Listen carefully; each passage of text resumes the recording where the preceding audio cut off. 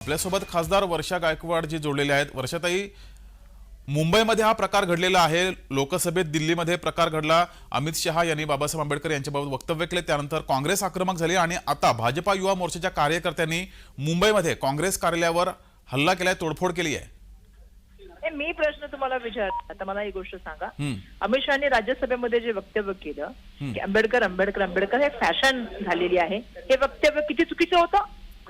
जर देशाची जनता त्यांच्याकडून मागते की माफी मागितली पाहिजे, अशा तऱ्हेने बाबासाहेबांचा उल्लेख 6 वेळा वेगळ्या तऱ्हेने करणं आणि फॅशन म्हणणं, पण भाजपा कार्यकर्त्यांचं आणि पदाधिकाऱ्यांचं म्हणणं क्रॉप केलाय तो व्हिडिओ। माझं पूर्ण आलेलं नाहीये। आम्ही जे आंदोलन करतो ते पूर्ण शांततेच्या मार्गाने केलं। आज सुद्धा बाबासाहेब आंबेडकरांच्या पुतळ्यासमोरून आम्ही संसदेच्यासाठी निघालो, सिंगल लाईन घेऊन गेलो, शांततेने फोटो घेऊन चाललो होतो नारे लावत। कुठेतरी आम्ही काही गोष्टी केल्या का?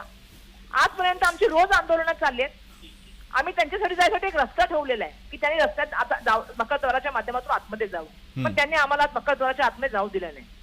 त्यांनी आमच्याशी काय केलं हे आम्ही व्हिडिओ टाकले, तुम्ही बघून घ्या। मी सुद्धा महिला आहे, माझ्याबरोबर आणखीन एक खासदार होत्या, आज सुद्धा त्या सुद्धा महिला आहेत, पण तरी सुद्धा आम्ही तिथे भांडण्याचं काम केलं, आम्ही थांबवण्याचं काम केलं। पण मी एक प्रश्न विचारते की हे कुठलं बिहेवियर आहे? तुमचा बाबासाहेबांच्या विचारावर विश्वास नाहीये, तुमचं संविधानावर विश्वास नाहीये, पुन्हा इथे सिद्ध झालं। तुम्ही एका पार्टीच्या ऑफिसमध्ये जाऊन जे आहे तुम्ही संविधानिक अधिकारांचा वापर करू शकता ना, तुमचं सरकार आहे। काय करते सरकार? झोपलंय का? होम मिनिस्टर कुठे आहेत? ज्या तऱ्हेने हा हल्ला झाला, हा भ्याड हल्ला आहे आमचं असं म्हणणं आहे। पक्ष कार्यालयावर करण्याचा काय मतलब आहे? हे काय संविधानाला धरून आहे का? आणि पोलीस काय करत होते? म्हणजे हे तर चोराच्या उलट्या बोंबा झाल्या। एक तर स्वतःच बोलायचं, माफी मागायची नाही, आणि दुसऱ्या पक्षाच्या कार्यालयावर जाऊन त्या ठिकाणी हल्ला करायचा।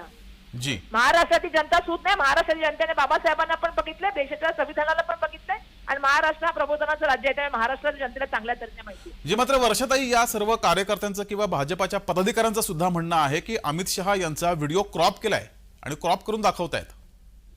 अहो, तो राज्यसभेतला व्हिडिओ आहे, तो काय कुठल्या रस्त्यावरचा किंवा प्रेस कॉन्फरन्सचा व्हिडिओ नाही ना।